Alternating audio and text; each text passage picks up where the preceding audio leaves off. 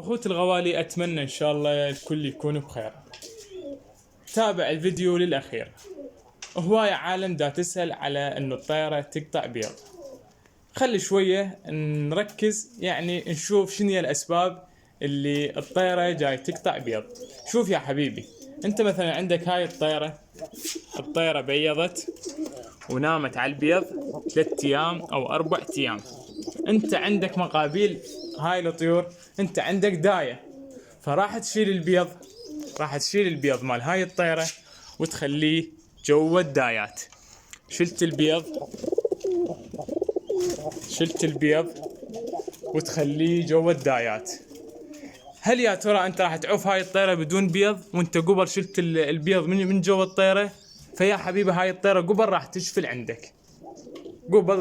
عندك. فانت شو تسوي؟ انت هسه من شلت البيض وزرقت جوا الدايات، خلينا نقول صار له 4 ايام او 5 ايام، اسبوع، مو مشكله يا حبيبي. رجع جواها بيض صناعي او بيض خربان، خليه جوا الطيره، تنام عليه كم يوم لحد ما تشوف الطيره انه البيض خربان. وراها راح الطيره تقوم تدور مزواج جديد حتى تبيض. انت راح تشيل البيض حتى الطيره تبيض جديد.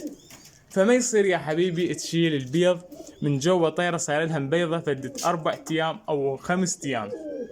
هاي الحالة الطيرة راح تشفل. الطيرة من تشفل راح تقطع بيض.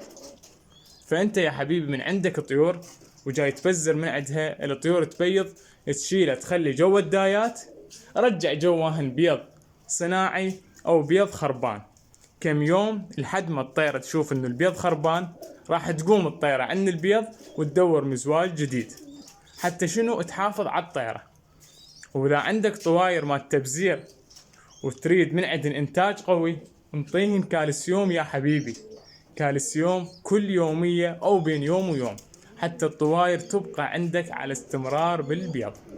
تحياتي لكم، اتمنى ان شاء الله الكل يستفاد، واللي عجب الفيديو خلي يسوي لنا متابعة ومشاركة للفيديو.